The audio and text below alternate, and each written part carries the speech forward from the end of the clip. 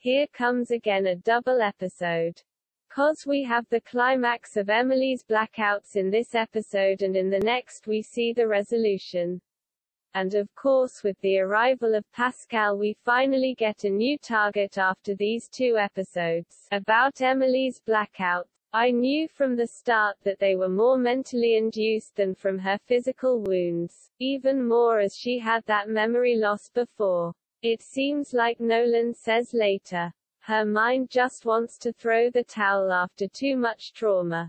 That is one of the reasons why I like this story arc that much, cause it is very likely that Emily has some kind of PTSD, first her traumatic experiences in her childhood, then the time she spent in UV, and now all that has happened since she came back to the Hamptons.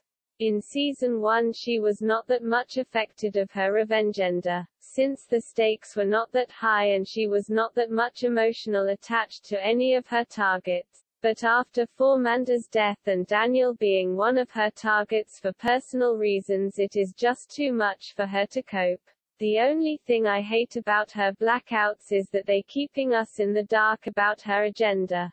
Emily cannot remember what she did or said. And instead of giving us more information by the people she spoke with or at least some flashbacks, the audience has to guess together with Emily and Nolan. I hate that we never get to know what her plan with Conrad was. Another plot hole and loose end for Season 3. I mean it was a convenient way to introduce Conrad's first wife. But where did this all had to lead? About Emily and Daniel again. First of all I like her look in this season. Emily's style has really evolved. She looks effortless elegant in almost every scene. You can see that her clothes are expensive and is made out of fine materials and she has just an impeccable taste. The shoes she was wearing in that scene with Nolan. And now this outfit with the elegant updo. Emily looks really accomplished and confident. A great contrast to her inner turmoil and unsteady mind. Another change, she is wearing more trousers. I think to underline that she is her own boss and can handle herself without Daniel or Aiden. 'Cause in Season 1 and 2 she was wearing far more dresses and preferred a more feminine look. Another great little conversation between the two.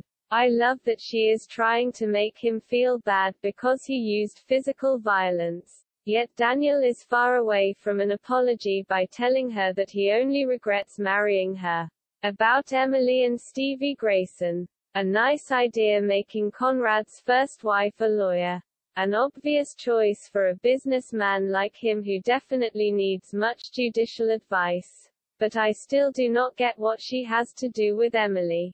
Does Blackout Ems like Nolan so hilariously called her know that she was in some kind involved with the David Clarke trial?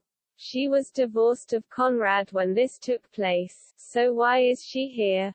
I am not complaining since I like her character and some parts of her story. We will get to the not-so-good parts later. But could they not find a less mysterious way to introduce her? And making up that battlefield between her Victoria and Conrad was just so predictable. Though I love to see her win this bitch war with Victoria. Her quote about paternity tests being a hobby and Victoria wanting what she already has by pointing out she is already wearing the dress Victoria was about to buy was just the best reaction to her. Her poison. You certainly have made paternity quite a hobby. This next blackout was something that seems not to fit in any episode. Sometimes I think they took these blackouts as excuse to sneak in some scenes for the fans like this Emily making out scene, that they could not place otherwise. Sure, this is one of the scenes I use very often for my Emily and Aiden videos. It is just perfect how she walks to him and nearly assaults him, while Aiden has a hard time fighting her off. And Aiden has real bad luck, 'cause after fighting one mad woman off he has to deal with the next one. And Niko seems to be far more dangerous than Emily. It is too bad that they downgrade her to Victoria's level. Her plan to hurt Aiden and be even with him by taking Emily's life is just so sick. I really thought the two women had some kind of connection. The scene with them fighting was a strange mixture of creepy and sad. How she arranged the scene with all those candles looked like when Aiden proposed to Emily with that magic light, and him being bound to this chair as some kind of bait. I still hate the fight scene, though it was not bad, but the whole sequence was just too tame and did not have a real purpose but to make Niko leave. The only thing that was funny how Emily can push her buttons, too, by telling her she was Takeda's favorite, not her. Seems she is finally back, and it was obvious that she would not kill Niko. Not only because Aiden told her not to. It would have been very much out of place if her first murder would have been a former ally and an innocent girl, who had nothing to do with the David Clarke conspiracy. I think they wanted to show us here how much out of control Emily is, cause in her right mind she would have never considered hurting Aiden that way and harming someone innocent. Even more bad was Niko's departure, like she was standing under Aiden's spell. For me she deserved a far better storyline and parting. They could have let her go after the assassin who planted that bomb on Grayson Global like Nolan wanted her, so she could have done something useful, and in the meantime they could have come up with a plan how to tell her that Aiden killed her father. Maybe if she had some time to process it she would have reacted less violent and Aiden would have had a chance to explain himself. Like he did with Emily, who forgave him, too. After all, both women were in love with him and also loved Takeda. For Emily he was some kind as a surrogate father. About Charlotte's party. Seems to be a running gag now that Daniel always forgets the birthday of his little sister. But it is a shame again that they only used her birthday and the party as some kind of setting for the conflicts of our main characters. Victoria and Daniel seem more suspicious than ever about Emily. And Victoria is determined to find out the secrets about Emily's origins, which must have been a warning signal for Emily that the time for her revengender is running out. About Nolan and Emily. Though it was an interesting spin that he finally recorded one of Emily's blackouts, I wished we had seen something that gave us more information. Like what Conrad has planned with Emily and his first wife Stevie. Or what he wants to do with Margaux and Pascal Lamarchal. But I love Nolan's shirt in this scene. Emily's party dress looks a little too much Asian for me, but this all-over print with the hats is something that you do not see that often. About Stevie and Jack. I like this conversation and them bonding about the hate for Conrad. Though I was some kind of happy for Jack getting some kind of family back this and in the next season. The big reveal of Stevie being Jack's mother cause she had an affair with his dad was just ridiculous. I know I said I loved them diving into soap opera this season with Emily and Daniel. But that was too much for my taste. We have Patrick, the half-brother of Charlotte and Daniel, and his traumatic origin. In Season 1 we had Charlotte being David Clarke's daughter. In Season 2 Aiden and his issues with his father and sister Colleen. And now we have Jack, who gets his life turned upside down again by a total stranger who tells him she is his biological mother. Or should this be a competition between her and Victoria, too? Who is the worst mom? Cause both had abandoned a child. Speaking about kids that have been left behind. The story of Victoria and Patrick gets more and more complicated. And I did not quite like where this is going. At least you must give Victoria credit that she is not using Patrick to take revenge on that man.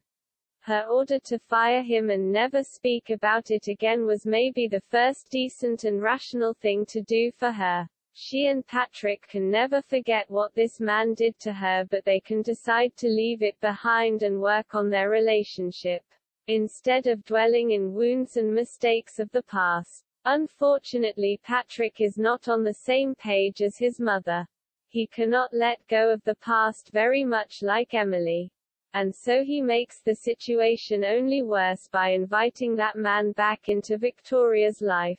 Seeing her afraid and terrified by this man even after all those years. Even worse, worried about her own daughter Charlotte and what he could do to her. Makes you think the sooner this guy leaves the better. But that they would kill him was something I did not expect. Sure, fighting him off and defending his mother was an accident. Not calling an ambulance right away was something she did on purpose. Maybe they could have helped him still and Patrick would have not lived with the thought in mind he killed his own father. It shows again how self-centered and egoistic Victoria is by not thinking about the consequences for Patrick. If she had not covered it up, he could have been charged with murder or at least manslaughter. Not to mention all the traumatic feelings and thoughts he must endure because he could not undo his fault or reconcile with his father.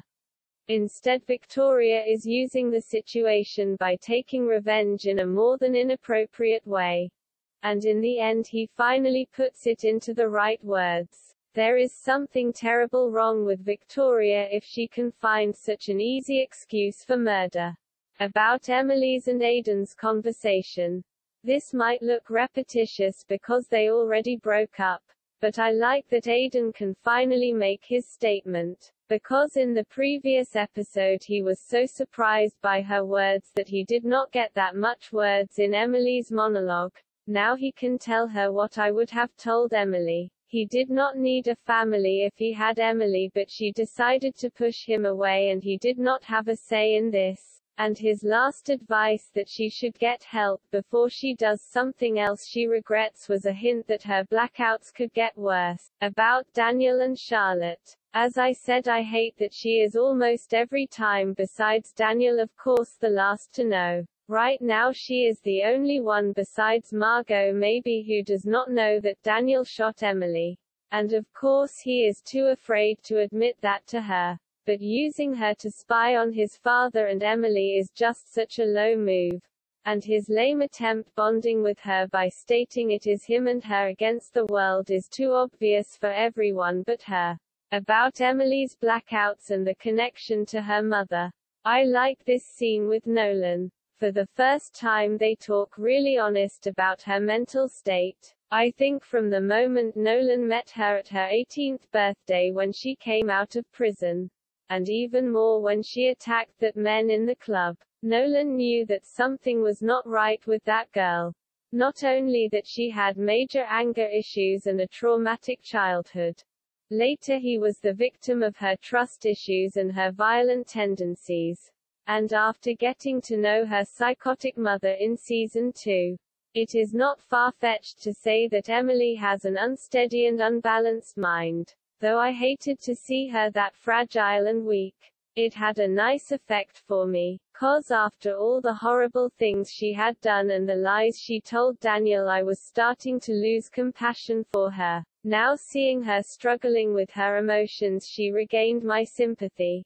About Conrad, Stevie and Margaux. A bold move from him trying to make his first and second wife fight against each other while he as the third party can watch and win. Another plus for Stevie's character is that she sees right through him and does not fall for his act. Instead she is declaring war to both Graysons. By taking Grayson Manor and throwing Victoria and Conrad out, something Conrad obviously did not take into account by reaching out to her was that she is still angry at him. Stevie also seems to have more functioning moral code and a sense for right and wrong, something which makes her a natural enemy to the Graysons and a potential ally for Emily. Even more with her backstory in mind. Conrad's overtake of Boulez was interesting. At first I did not take it that serious and thought Conrad just searched for a new opportunity to stir up trouble for Daniel. But he does this on purpose to get Margaux's father Pascal involved. Convenient for the writers to find such an easy way to get him introduced to the show. After they all talked so much about him and made us eager to get to know him at the beginning when Margaux was introduced, I guess Conrad feels the need to clean up after Father Paul almost made him confess his crimes, so he is reaching out to Margaux and Boulez to get Pascal's attention. And it worked. After the next episode we finally get to meet him. About Emily destroying the infinity carving. I know many were glad that her blackouts will find an end this episode, but I really hate how they made them disappear. The explanation they found for this was not at all convincing. They could have come up with everything. Maybe even that it was something in her brain like a tumor or this swelling the doctor was talking about. But blaming one incident and a fight with her dad that was more than 20 years ago. That was just so ridiculous. And instead of having a therapy session in which she discovered this, since Nolan and her doctor said multiple times she should talk to a professional. And they even had a scene in which she was talking to Victoria's psychiatrist. But no, they take waterboarding on her to remember. I know they could not have Emily walking around like this forever. But for me it would have been just fine if they just disappeared as they had come. Maybe they could have Aiden prevent her from doing something stupid but without this water torture. Nonetheless, I like this opening scene because of the contrast between its calm and almost floating rhythm. The environment around the beach house with this light colors almost looks like she is going through a paradise garden. And the abrupt change of mood with her destroying the carving that meant the world to her with a knife. I always hated that they destroyed this one. Maybe they wanted to make a statement that with this season her journey comes to an end. But I liked the infinity symbol as some kind of an anchor for her. So I was very much disturbed by seeing her carving it out this violently.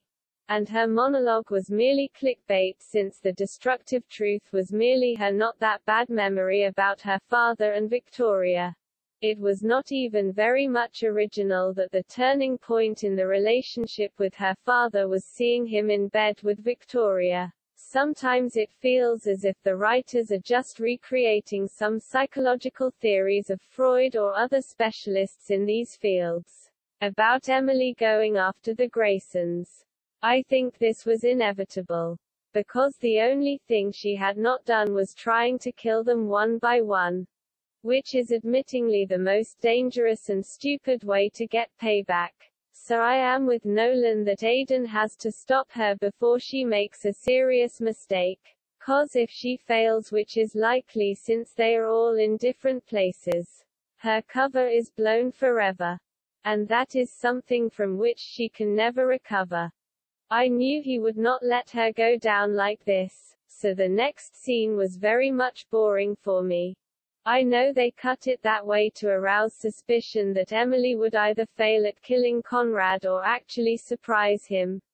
But as she got caught, I knew it had to be Nolan or Aiden who tried to stop her. By the way, she looks like a real thug with that rope and all the black leather jacket. But the cut and making Aiden and this thug Daniel hired wearing the same clothes was clever. They almost got me thinking Emily could have real problems here. But they would not have shown us Nolan reaching out for Aiden if he would not help Emily at the last minute. The only question was who would be her savior. Aiden's method was radical and not the best, though they make us believe it triggered the memory that explains all. Their conversation was only funny and at least not at all boring because Emily made those really caustic remarks.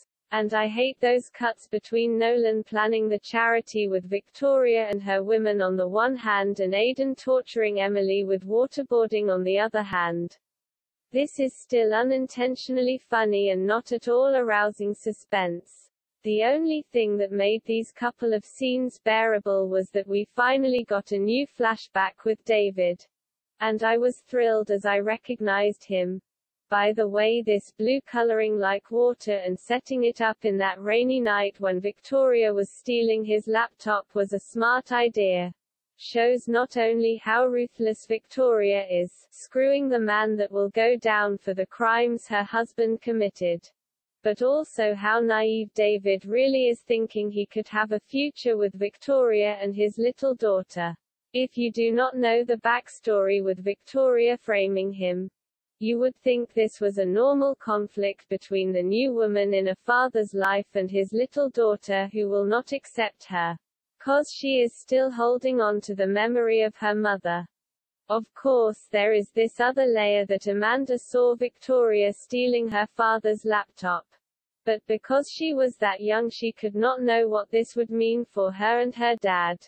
So she could not warn him properly and he probably just thought she needed time to adjust with the new circumstances. Suddenly blaming him for not listening to a child's unfounded accusations is not fair. Since she did not tell him about stealing his laptop would have surely aroused even David's suspicion. So for me this was no sufficient excuse for her blackouts nor an explanation for her sudden anger about her father. Aiden's and Emily's conversation about this was not that much persuasive either. So I prefer to think Aiden's waterboarding was some kind of salutary experience for her and a wake-up call to get back to her senses. But I like this little scene with the reconciliation and the kiss. Emily admitting that he is the only person who knew how to save her is still one of my favorites quotes from her. And him stating that she deserved being saved like her father, who only made the mistake of falling for the wrong woman, was obviously a hint at his fate. Spoiler alert, cause in that scene when Victoria is killing him she says the very same thing. As they talked about finishing what she started, I really thought he would help her. So I was very much disappointed that he left instead, and this was some kind of goodbye kiss. About Patrick's self-destructive ways and Nolan trying to help him. This reminds me very much of that first flashback episode, in which Nolan tried to help teenage Amanda get back on track. The difference is she was a teenage girl who just came out of prison and had to adjust being free again, and cope with the legacy her father left her. Patrick had a pretty much normal life until he met Victoria, his real mother, and was sucked into her problems. So his self-destructive behavior did not start until he followed her to the Hamptons. Blaming Nolan for Patrick's last crash is not fair and typical for her. Victoria just cannot admit her own faults. But I can understand why she sees it that way. 'Cause by disclosing this secret Nolan set it all in motion. Victoria would have never told Patrick the truth and maybe even come up with a lie so that he would end his quest. Anyway, Nolan could not know what he set in motion because Victoria never told anyone about it, so he and Emily could not know this detail. He maybe even was convinced he would do something good by helping Patrick finding his father. Anyway, I like this last scene between him and Patrick. He maybe is a bit harsh with him, but I think telling him the absolute and unvarnished truth is the best way of making him change. Though I am convinced that many Patrick Osborne fans could not recall a single word of their conversation, since Patrick is not parting without a gift for his fans. And I must admit Justin Hartley really looks great if you are into trained bodies. He would be not my taste, but I understand he is some of the fan favorites this season. And I must admit, as he was finally leaving in this episode, one was not happy. Not only because I would have liked to let him stick around and be happy with Nolan for a while, just because he had that unsatisfying story arc and baggage with Victoria and his biological father. I think this drama was unnecessary and only added too much drama to Vicky and her relationship with her first son. At least Nolan and her worked together to bring Patrick back on track with his art. This will be maybe a better way coping with his demons by putting it into something creative. One last thing, I like this little scene with Nolan and Victoria. A little reminiscence to season 2 this time, when she visited him at his office and asks for his help finding Patrick in the first place. The two are an odd couple, but I think Nolan always admired her. Like he admired Emily's determination. He made many remarks that hinted into this direction. So he always was aware of her being a worthy adversary. About the new flashback.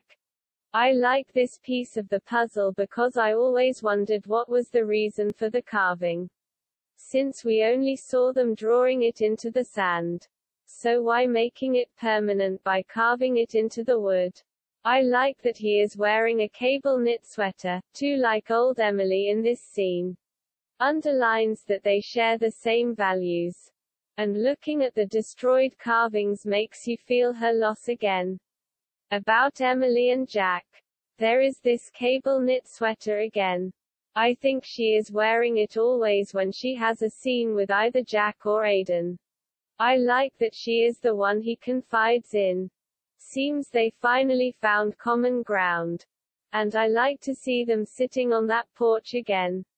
Now that Jack fixed it, the swing is not only a symbol for Amanda's past and her connection to her father, but also a connection to Jack. And I love this simple gesture of him taking her hand. Shows without words that he has forgiven her finally. Only took her to get shoot and nearly die to earn his forgiveness. And I like that they take the time for these wide shots. Really shows how calm this scenery at the beach house can be. Like a recharging battery donating you new power.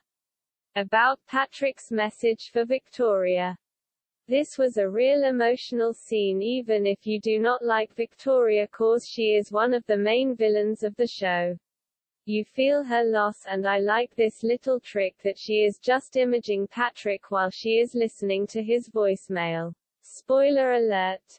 They do this again in the last season with Daniel. Those were the scenes in which I felt true compassion for her. 'Cause after all she is just a mother who wants the best for her children. Victoria is not intentionally cruel or unjust to her kids. Funny that the one son who seems to love her not matter what is the one she rejected. While Daniel and Charlotte the one for which she stayed with Conrad and sacrificed David for despise her that much. About Stevie's backstory. I actually like this one cause it shows how different lives can be even for the rich people who seem to have anything.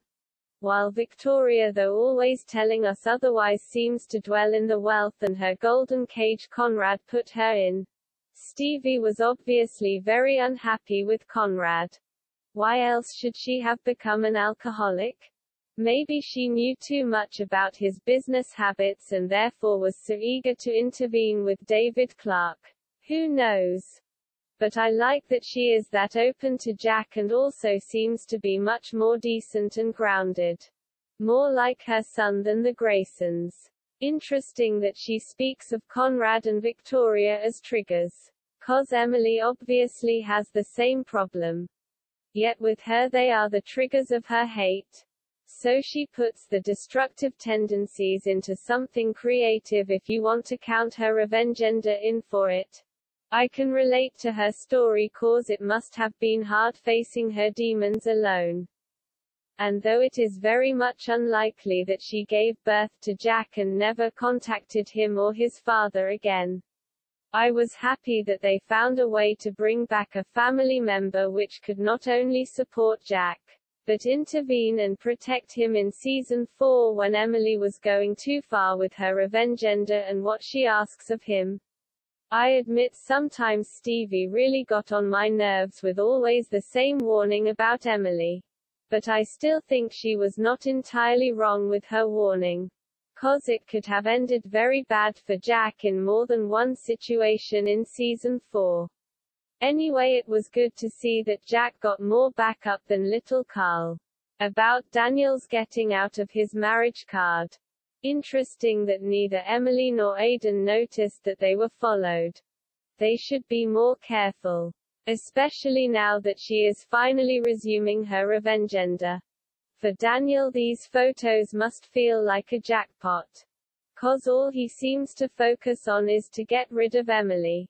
Now he thinks he finally has found a way out of this marriage. About Emily removing into the beach house. Finally she is going back. I really missed the beach house. As great Grayson Manor isn't interesting, it was to see new angles and areas of this big house. Being back at her little beach house feels like coming back home. And I really like these two little scenes. First, her phone call with Jack. Like in season 1, they are holding contact instead of fighting each other. And even more, I loved Nolan's gift, the new infinity box.